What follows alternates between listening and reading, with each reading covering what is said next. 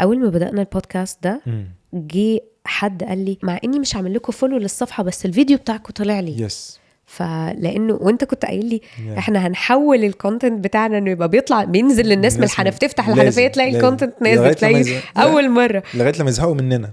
ده كان الهدف يعني.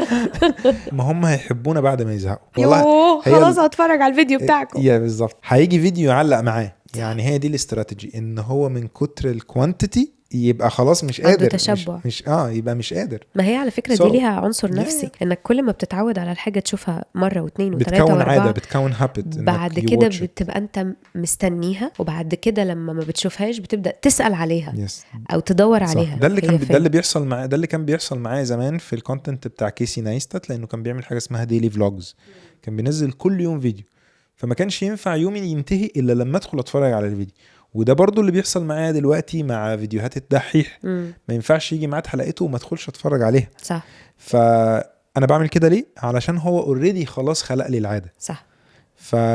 فهو ده قوة الكونسيستنسي، قوة الاستمرارية في انك تفضل بتنزل المحتوى بتاعك للناس. وعشان تفضل تنزل المحتوى بتاعك للناس لازم تبقى عارف انه في حاجات في حياتك هتتغير. خليني اسالك يا اكس، بما ان احنا بنتكلم على الاستمراريه وعلشان نقدر نحافظ على ان احنا نفضل نعمل فيديوهات، ازاي دايره صحابك اتغيرت بعد ما بدات تعمل فيديوهات؟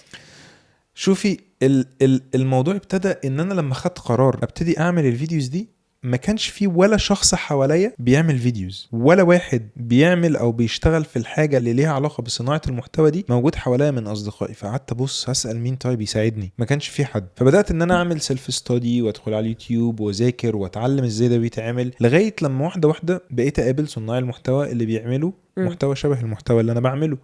ومنها بقى الكونكشن بدأت توسع توسع توسع، ووسعت بسرعة جدا، لأن أصلا الفيلد ده كل الناس فيه almost بتعرف بعضها. فأنت صح. بس بمجرد ما تعرف واحد بيعرفك على 5 ولا أكتر من واحد.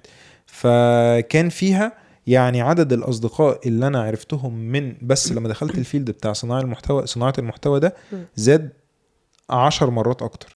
هل غيرتي صحابك بعد ما بدأتي تعملي فيديوهات على السوشيال ميديا؟ مش غيرتهم، هم اتغيروا غصبا عني، لانه وقتي بقى مش في ملكي، والوحيدين اللي ممكن يكونوا شبهي في النقطة دي هم كمان صناع محتوى تانيين. فبقينا بنتقابل بس في المساحات المتاحة المرنة اللي ما بيني وما بين الناس اللي بتعمل كونتنت. فاحنا فاهمين لما هروح اعتذر عن خروجه وهقول معلش علشان انا عندي تصوير، مستوعبين مقدرين. وبالعكس كان في عندي صحاب بره مجال صناعة المحتوى، بس الأصدقاء اللي خرجوا او اللي اتغيروا من الدوائر اللي هم ما كانش عندهم مرونة يبقوا فاهمين انه حياة الكونتنت كرييتر مش ملكه، مش بسيطة، علشان رتم حياتك بيكون سريع، هيبقى فيه اعتذارات كتير، هيبقى فيه مناسبات كتير مش هتكون قادر انك تحضرها. فاللي هيفضلوا في الدوائر دي هم الاشخاص اللي فاهمين قد ايه حياة الكونتنت كرييتر متغيرة بشكل ما فيش فيه مجال للنقاش.